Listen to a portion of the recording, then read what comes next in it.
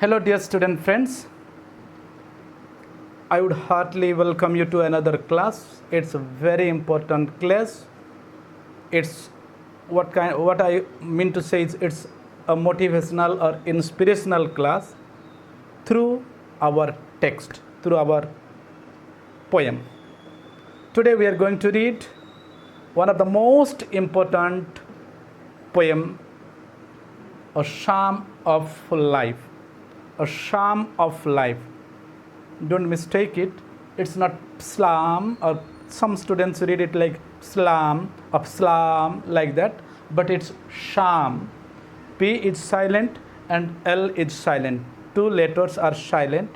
Whenever there is P and S together, P remains silent, like psychology, psychiatric. And when a vowel, then L and M or N or B, whatever consonant is there, L remains silent. So it's a charm of life. And what is charm? Charm means song, song of life. So this is all about life. In this poem, the poet glorifies life and its possibility. What possibilities are there? What chances are there? How to take life, how to accept life. And it's a kind of religious song or sacred song, religious, sacred or holy song, and also kind of inspirational or motivational poem.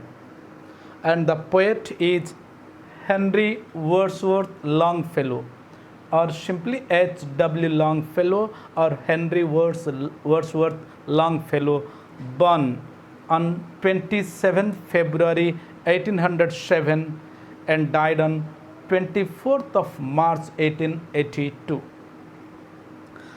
And this is what the poem is about: a religious theory, religious thought. Here the poet invokes the mankind. Invokes means awakens the mankind to live a purposeful life, meaningful life, and to create some example for others. We should not live the way we are living, a dull or lazy life, or living for the self, but we should live for others. That is what the purpose of the poet. Okay, let's discuss about the poet. Henry Wordsworth Longfellow is an American poet and educator, poet as well as educator, teacher. In 1884, he is the first citizen of the United States to be honored in Poets' Corner by of Westminster Abbey in London, England.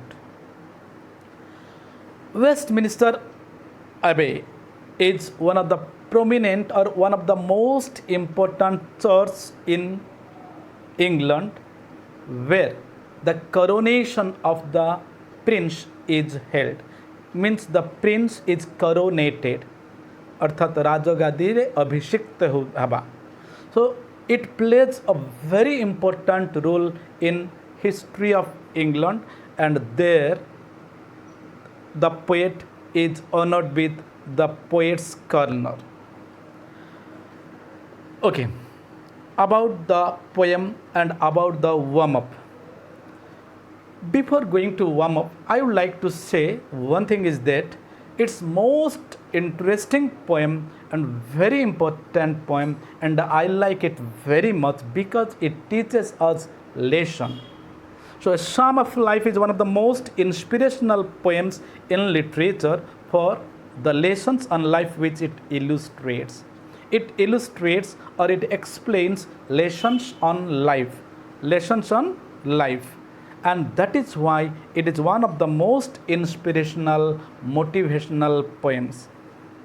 The speaker believes that life is a solemn virtue and that the only way to live it is by making it worthwhile, by becoming a good influence for the future generations, and suggests that as long as one lives, one must progress further than before and provide impetus for others to create their own footprints.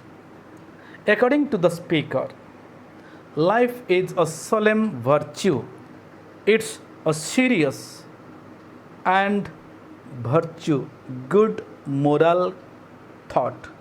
Good moral thought. It's very serious and blessed with moral ethics or moral thoughts. And that the only way one should live is by creating footprints for others.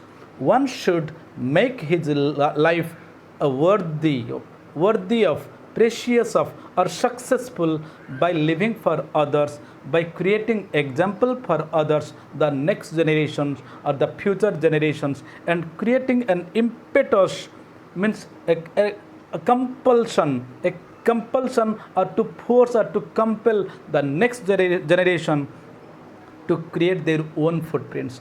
We should create our own footprints for the next generation. They should follow our own footprints, and they should also create their own footprints. Means they should set examples for the next generations.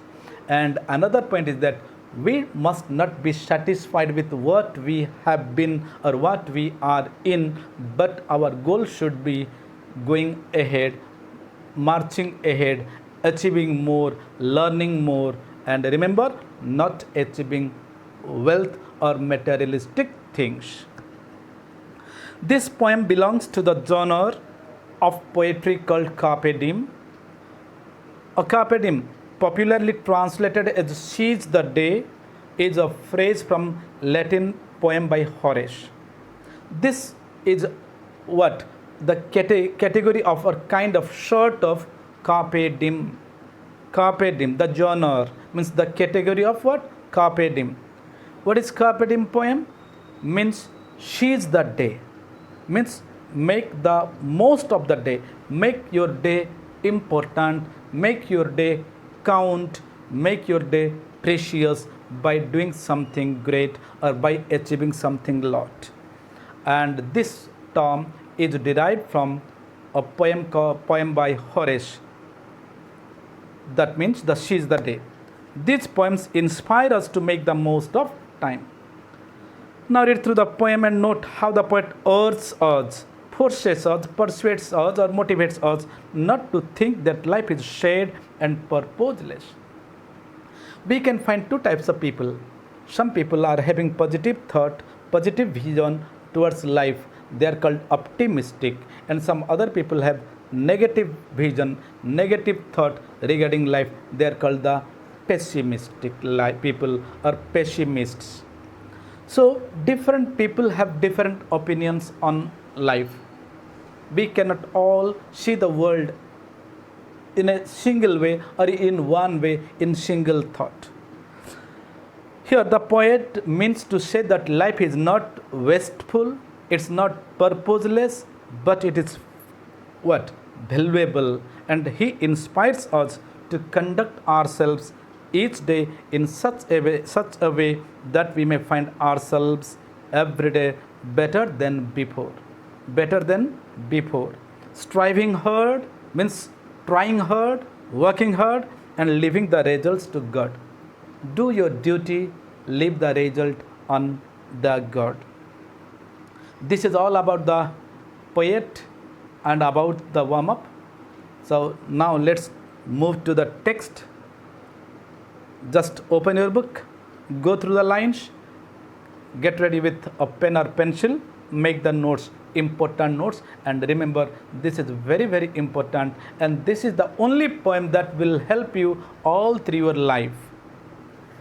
Tell me not in mournful numbers, life is but an empty dream, for the soul is dead that slumbers, and things are not what they seem.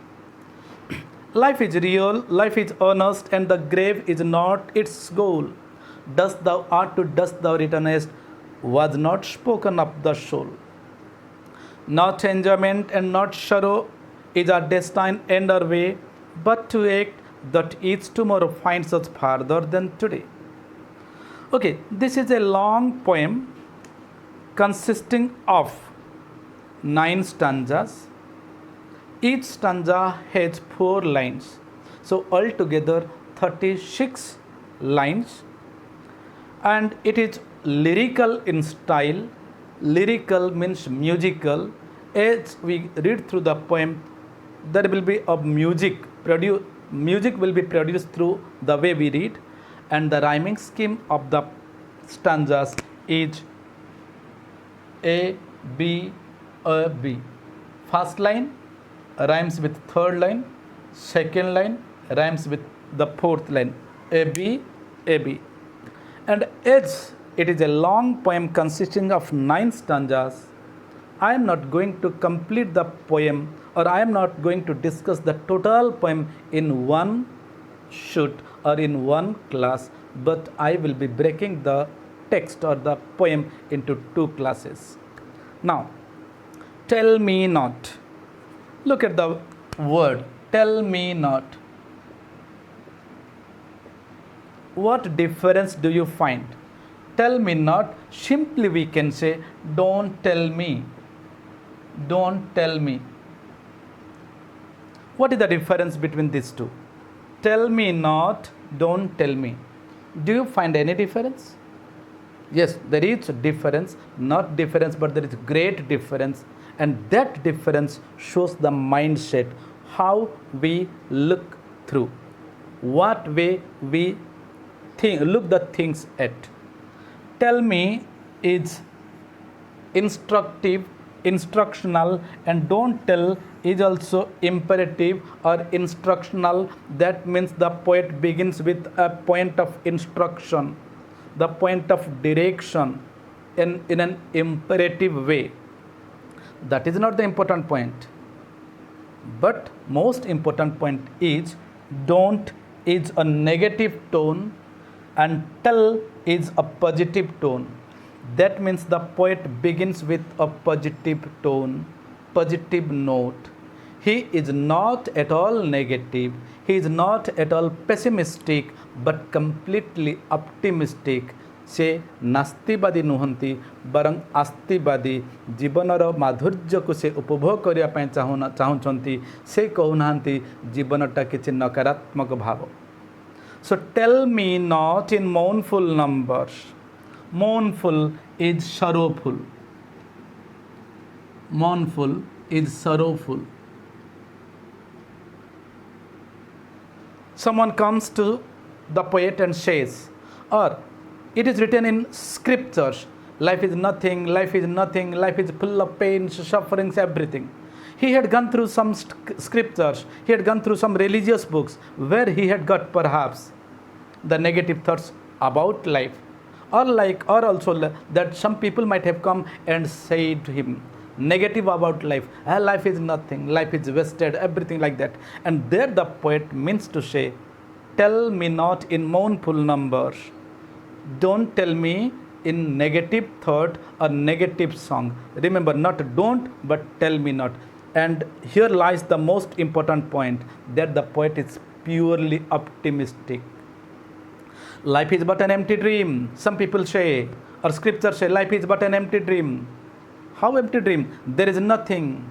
We can get nothing. We find nothing. And life becomes wasted. There is no pleasure. There is nothing. Everything is false. Everything is a mirage. सब किसी माया मोह बंधन भितर आमे जाबुड़ी हो रही जीवन वास्तवता होची मृत्यु.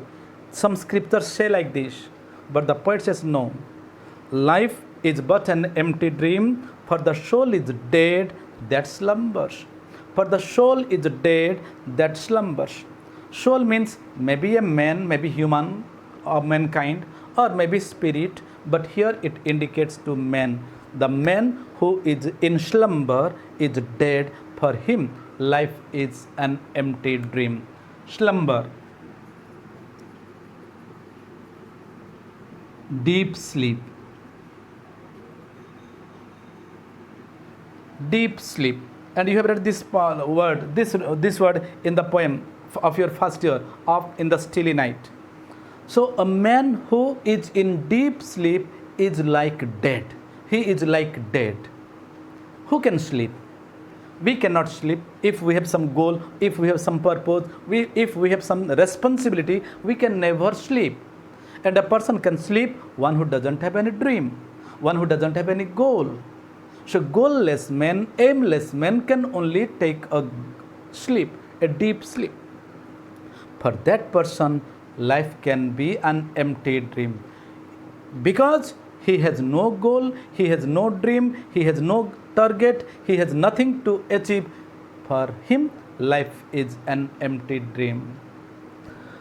For the soul is dead that slumbers, it is a metaphor, indirect comparison. The poet compares the life to be dead, that who is in sleep, and things are not what they seem.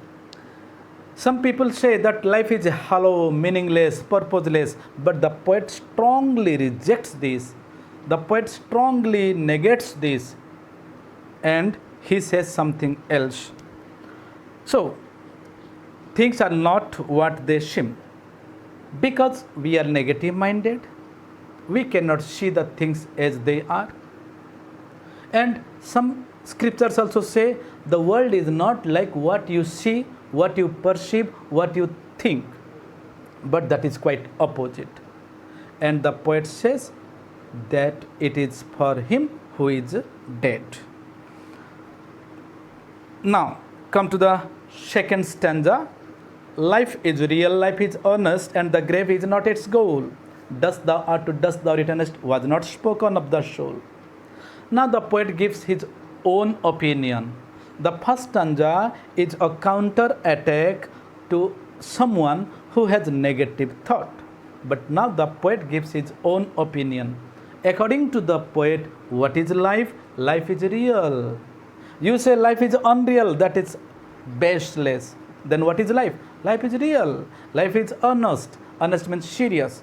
And the grave is not its goal.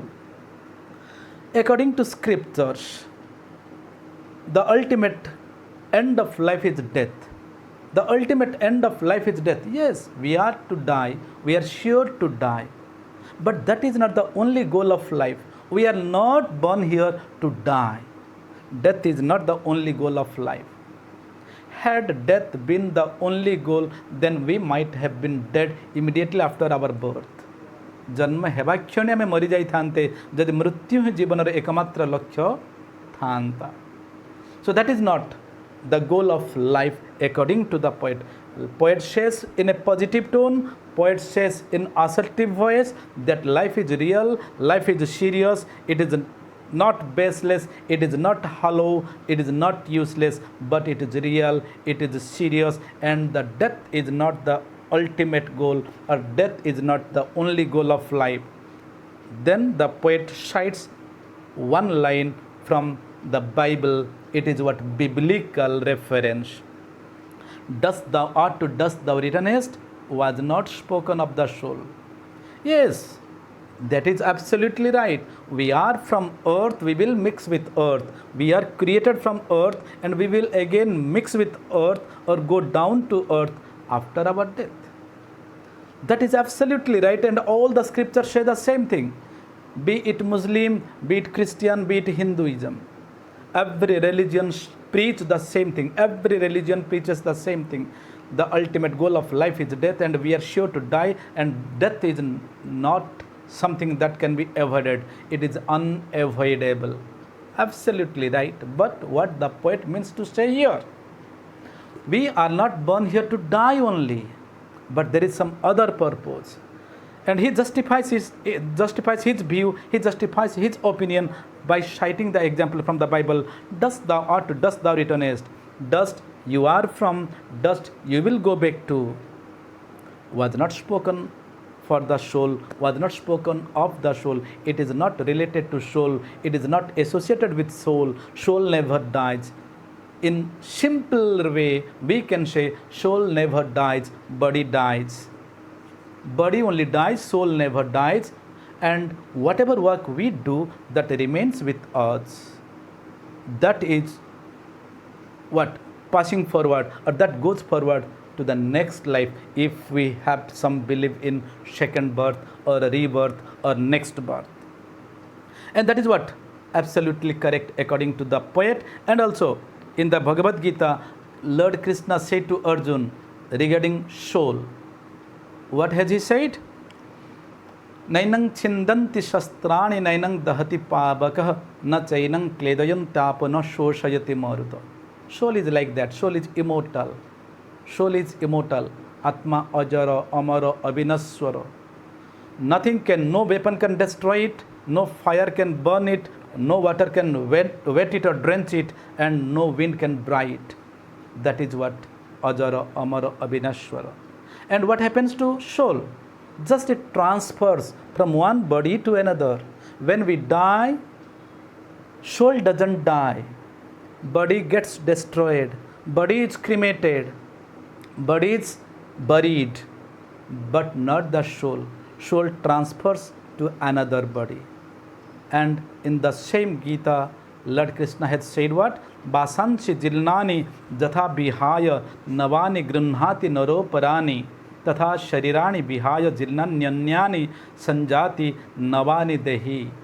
As we change our cloth, when our old cloth gets destroyed, torn, we put on new dress. Just like that, soul changes the body. When one body gets old, gets destroyed, soul transfer to another, and whatever work we do that remains with soul, and it is carried forward or brought forward to the next life. So with the single-minded attention or single-minded thought of dying, we should not live. We should make our life purposeful by doing something great. Now come to the third stanza. Not enjoyment and not sorrow is our destined end or way, but to act that each tomorrow finds us farther than today.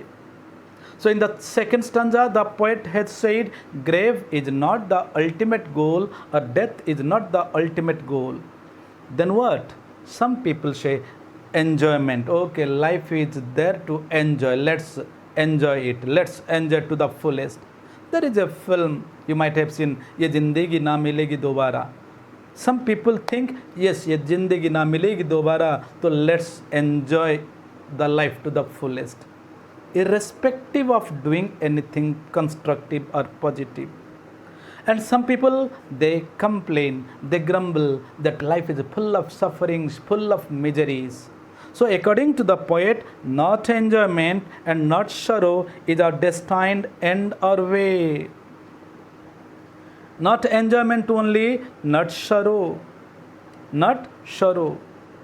That is what not the goal of life set by destiny. Destiny or luck or fate has not stored, has not set only enjoyment or only suffering for us. Life is not a bed of roses or not full of thorns. Life is not a bed of roses, nor is it full of thorns. जीवनटा कहा पाई मध्य संपूर्ण गोलापर सज्जा नुह कि कंटकित पथ नुह. There is pain, there is pleasure. There is happiness, there is sorrow. So this is what life consists of. Life is a blend of both the things. There is a day and there is a night. There is happiness, there is sadness. This is what life. So destiny has not stored, or destiny has not set the only goal of enjoyment or sorrow in our life. A destiny doesn't force us only to enjoy or only to go through sufferings. Then what is the purpose of life and what the destiny has stored for us? Bhagya ama pai kon nirdharita karichi? Act. Act, not to act means not to do some kind of actions, acting on the stage. No. To go on working, work, karma mukhar ho, karma maya ho, that each tomorrow finds us farther than today. How to work? How should we work? How should one work? One should work in such a way that each tomorrow finds him farther than today. Means whatever position we are in, whatever achievements we have today, tomorrow our achievements must be more than today. Wherever we are, we must go farther than today. That should be the goal. Action oriented. The poet stresses, the poet emphasizes on work or duty. Work or duty, and one should work diligently, one should work hard to towards a better and brighter future. That should be the purpose of life, that should be the goal of life, and that is what destiny has stored for us. भाग्य आम पई कोन निर्धारण करिछि? कर्म. कर्म केमिति करिबा? एमिति कर्म आमे करिबा जेमिति कि प्रत्येकटी आसंता काली आजिठारु मंगलमय एवं उन्नतमय हेबो. Now let's move to the fourth stanza. Art is long and time is fleeting, and our hearts, though stout and brave, still, like muffled drums, are beating funeral marches to the grave.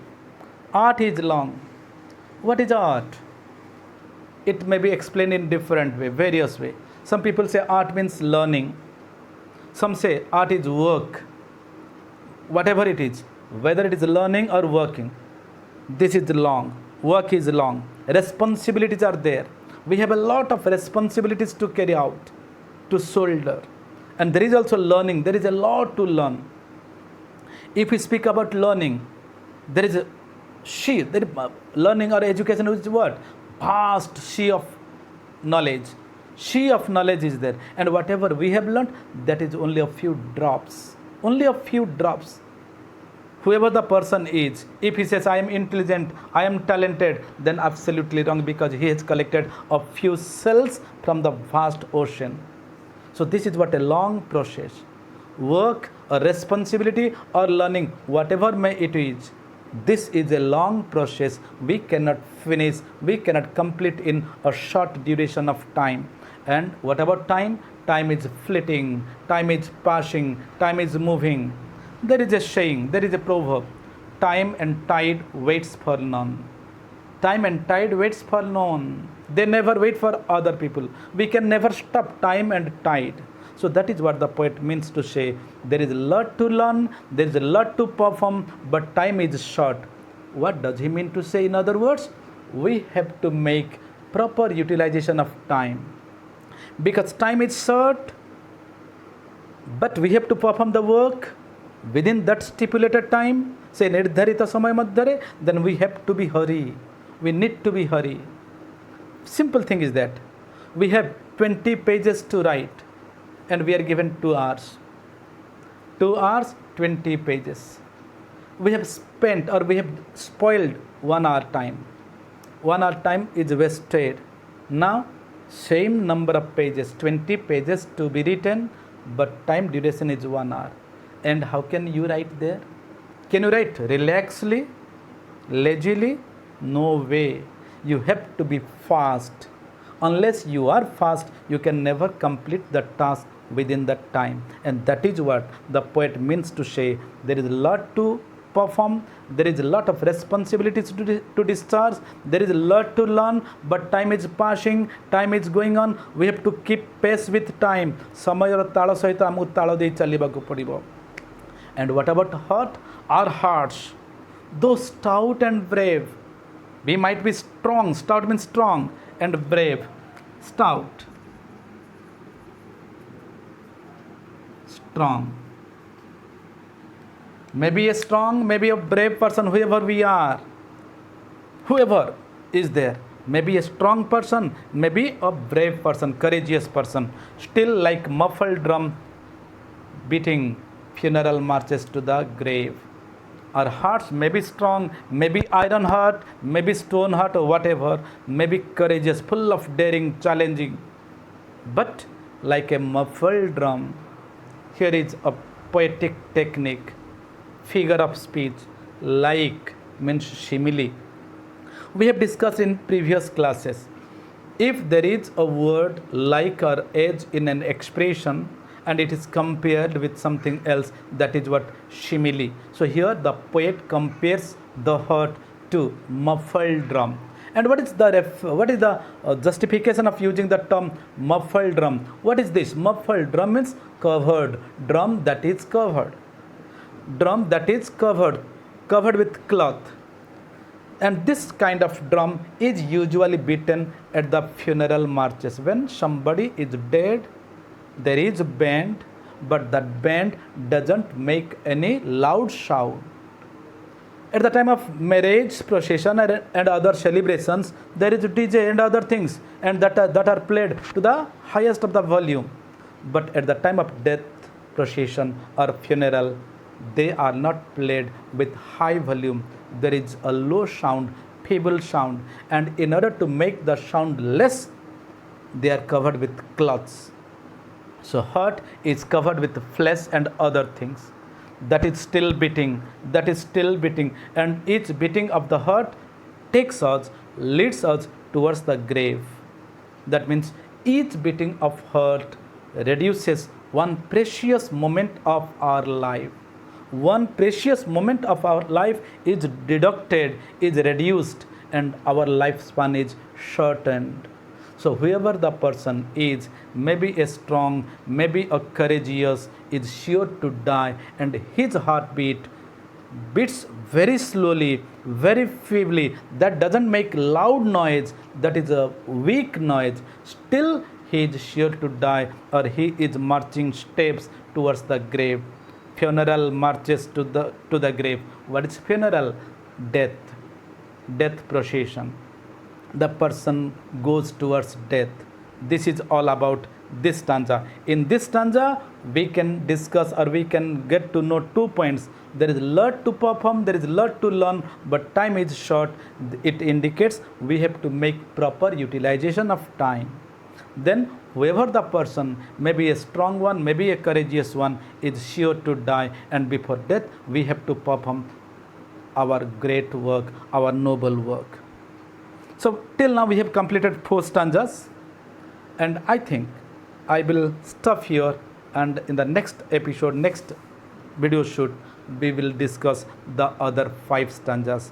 I think you might have understood these 4 stanzas. Stanza 1 speaks about the poet's positive thought and his negative comment towards the negative person. He rejects the negative thought of the people, and he says life can be an empty dream for that person who is dead, who is in slumber.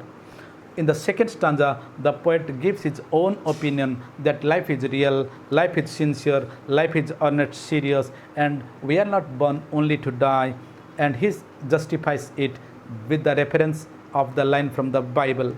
Third stanza, the poet says not enjoyment or not suffering is our end of life or destined end, but we should be work oriented. We should go on working, and we should work in such a way that each tomorrow will be better than today, and we should work for better and brighter future.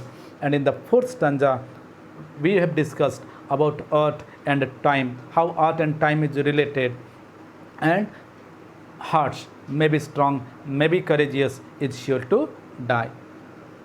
With this, I conclude today's class. Thank you for watching.